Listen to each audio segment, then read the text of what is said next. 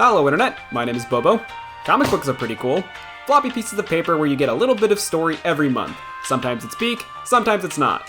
But what if I don't want floppy paper? What if I want solid paper that I can put on a shelf? Yeah, that! Comic book trade paperbacks.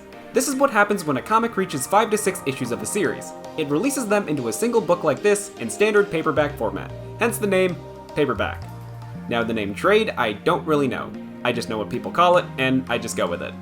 It also seems to refer to these smaller books that are 5 to 6 issues, but there are other formats, such as hardcover, which are, well, hardcover, and maybe including extra bits of behind-the-scenes content.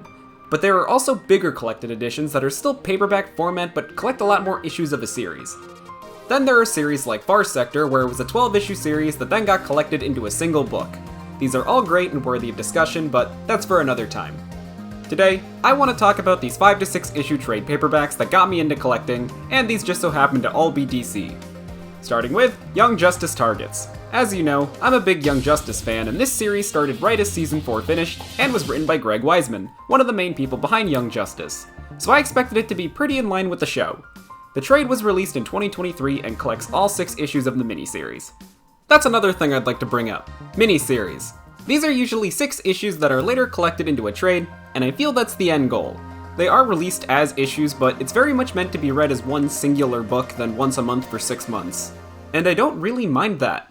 You usually get these 3 months after a series finishes, and that's how it's going to be enjoyed for the rest of time. Usually trades are in production for 1 to 2 years after release, so these are way more accessible than collecting the individual issues. And that's how I read Young Justice Targets. The trade itself is a bit weird. This was my first trade ever, so I didn't question anything, but I noticed the paper quality is a bit different from my other trades. It's like everything is printed a bit darker and all the colors are fairly muted. It's probably trying to match the art style of the show, and it looks fine, but it just feels a bit off. The story itself is alright. It takes place post-season 4 and follows the team trying to find Queen Perdita after she was kidnapped. It's pretty straightforward, but it feels like it's trying to include literally everyone from the show into a single comic story. For context, it includes the original members Tim Drake, Spoiler, Orphan, Wonder Girl, Beast Boy, El Dorado, Looker, Livewire, Stargirl, Blue Beetle, Mist, Oracle, Cyborg, Red Arrow, Arrowette, Halo, Terra, Static, Forager, Windfall, Zatanna, and Rocket. And that's just the heroes. They include a lot of villains from the show as well, and this is just 144 pages. And that still doesn't include Green Arrow and Black Canary, who helped a bit in the beginning but were knocked out for most of the comic, but appeared quite a bit in flashbacks related to the plot. Oh right, the flashback subplot! The last 5 pages or so are dedicated to making this old Green Arrow Spotlight short canon, as it was made by some of the same people as Young Justice. So it retells that, but in comic form, to make it canon to the Young Justice universe. It's a cute story, but like I said, this comic has a lot of characters and 5 more pages would have helped pace the main story a bit better. It's a fine comic overall, and I like that it tries to do a lot, but I feel like it tried to do way too much for a single tie-in comic. Now let's talk about another show tie-in comic that just tries to be more of the show. This is the My Adventures with Superman comic. This was the first time I actually bought a single issue, and it's a really nice variant. It's just cute. But I was late to the series, so I just waited for it to be released in trade form, and now I have it. It was written by Josie Campbell, one of the writers for the show, so once again, I expected it to be very in line with the show, and yeah, it was. It really felt like an in-between episode of the show that we never got to see. It was really cute seeing the gang celebrate Christmas and break an alien out of prison. Casual Christmas stuff. It was fun, but it feels like they couldn't do a whole lot to not interfere with what will happen in Season 2, as well as not make something that is a must-read and force people to seek out an entirely different medium to keep up with the show. It's a problem with a lot of tie-in comics, but this one's still a good read, especially if you like the show. They also did the Megamind meme, so it's an easy 10 out of 10. Batgirl, I talk about her a lot, specifically Cassandra Cain.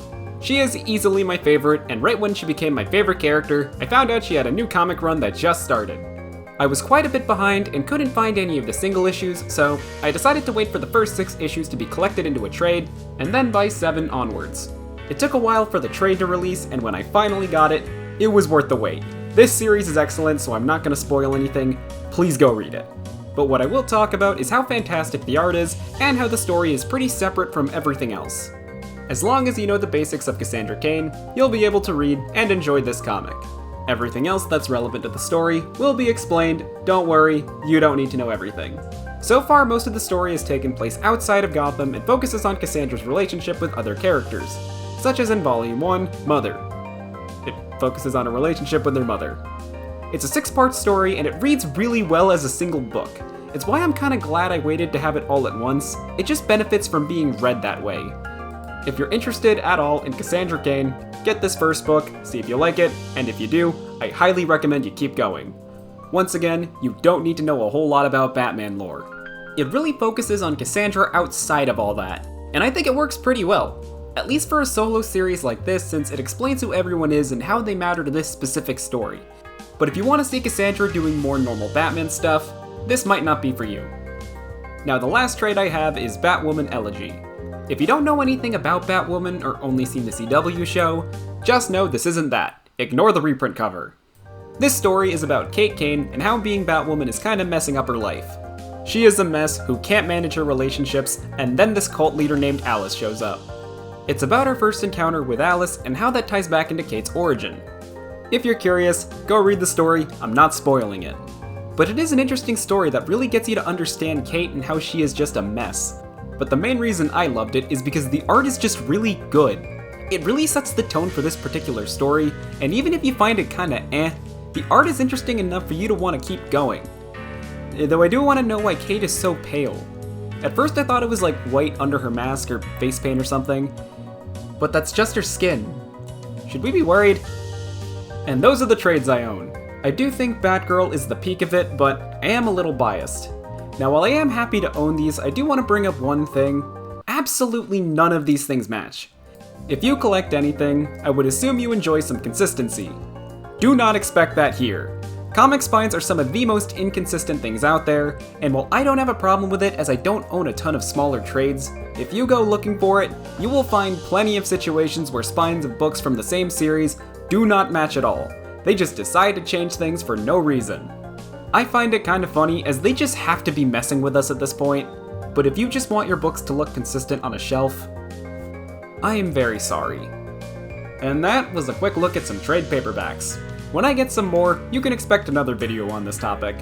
I just love seeing how these look and talking about the weird differences in physical books like this.